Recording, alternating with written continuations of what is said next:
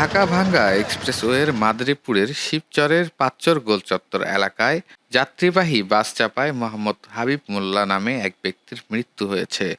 সোমবার সন্ধ্যায় এক্সপ্রেসওয়ের ভাঙ্গাগামী লেনে দুর্ঘটনাটি ঘটে।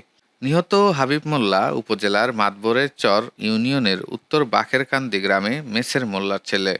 জানা গেছে, সোমবার সন্ধ্যার দিকে পাঁচচর গোলচত্বর এলাকায় মহাসড়ক পার হচ্ছিলেন হাবিব মোল্লা। একসময় ভাঙ্গাগামী দোলা পরিবহন ও একটি অ্যাম্বুলেন্সের মাঝে পড়ে যান। এ সময় বাসের চাপায় ঘটনাস্থলেই তার মৃত্যু হয়। স্থানীয়রা জানান, রাস্তার এক পাশ থেকে অপর পাশে যাচ্ছিলেন তিনি। হঠাৎ গাড়ি চলে আসায় তিনি সরতে পারেননি। যাত্রীবাহী বাস তাকে চাপা দিয়ে চলে যায়। পরে আশেপাশের লোকজন গিয়ে সড়ক থেকে মৃত অবস্থায় তাকে উদ্ধার করে। শিবচর হাইওয়ে থানার ভারপ্রাপ্ত কর্মকর্তা জহুরুল ইসলাম বলেন, রাস্তা পার হওয়ার সময় ওই ব্যক্তি বাসের চাপায় মারা গেছে। খবর পেয়ে হাইওয়ে পুলিশ ঘটনাস্থলে যায়। বাসটিকে আটক করা হয়েছে। এ ব্যাপারে আইনগত ব্যবস্থা নেওয়া হবে।